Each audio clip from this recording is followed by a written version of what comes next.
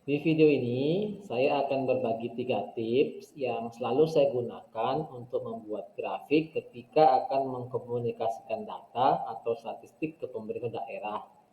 Tips-tips ini akan membuat grafik kalian tampak profesional, menarik, dan mudah dipahami. Tips pertama, sebelum kalian membuat grafiknya, sebaiknya kalian harus menentukan pesan utama yang ingin kalian sampaikan kepada pembaca. Sebagai contoh, grafik ini tidak memiliki fokus yang jelas. Apa sih sebenarnya yang ingin disampaikan oleh pembuatnya? Kalau kita ingin memberikan fokus pada grafik ini, kita bisa memilih periode inflasi pada bulan Januari sampai dengan Oktober 2022. Dengan memilih periode ini, kita nantinya bisa membandingkan bagaimana inflasi yang terjadi pada tahun 2024 dengan inflasi yang sudah terjadi pada tahun 2022 dan 2023. Sekarang kalian sudah punya pesan utama yang ingin disampaikan. Selanjutnya, kalian harus menekankan kembali pesan utama tersebut dengan menggunakan kombinasi dua warna, yaitu warna abu-abu dan warna merah atau biru. Warna abu-abu akan kita gunakan pada data-data yang kita anggap kurang penting atau data-data yang tidak menjadi fokus pada grafik yang akan kita tampilkan. Sedangkan warna merah atau biru itu akan menjadi warna dari pesan utama yang akan kita sampaikan kepada pembaca. Dengan demikian, ketika pembaca melihat grafik kita, mata mereka akan langsung tertuju pada poin-poin atau titik-titik atau data statistik yang kita sudah tekankan, yaitu yang berwarna merah atau yang berwarna biru. Salah satu anggapan yang keliru tentang data yaitu kita biasanya berpikir bahwa data itu bisa berkomunikasi dengan sendirinya kepada pembaca ataupun pengguna. Tapi banyak pengguna data yang tidak mengerti bagaimana cara membaca data ataupun visualisasi yang kita buat.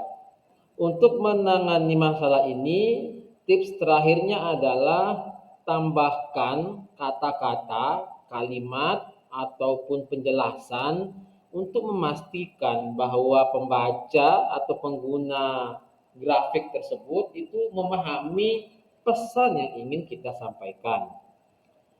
Kenapa penting? Karena seringkali kita tidak punya kesempatan untuk menjelaskan grafik yang kita buat secara langsung kepada pengguna.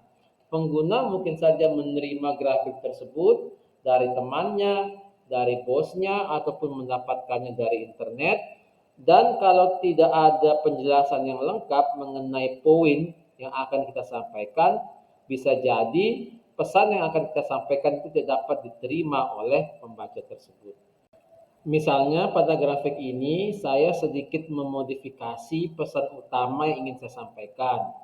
Pada grafik sebelumnya, ketika saya fokus pada inflasi di tahun 2024, grafik ini fokus pada inflasi yang cukup tinggi, yaitu saya meng-highlight inflasi-inflasi yang lebih dari 3%.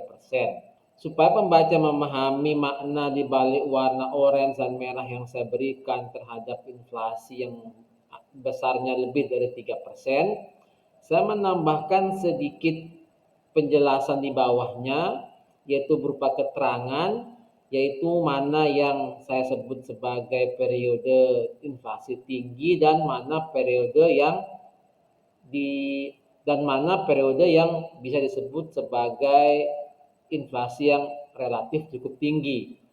Pesan ini saya perjelas kembali dengan menggunakan judul yang sifatnya explanatory, yaitu saya menyebutkan bahwa inflasi yang tinggi itu terjadi pada periode September tahun 2022 sampai dengan Februari 2023. Kalau kalian mengaplikasikan 3 tips tadi, saya jamin orang-orang akan tertarik untuk melihat grafik yang kalian hasilkan.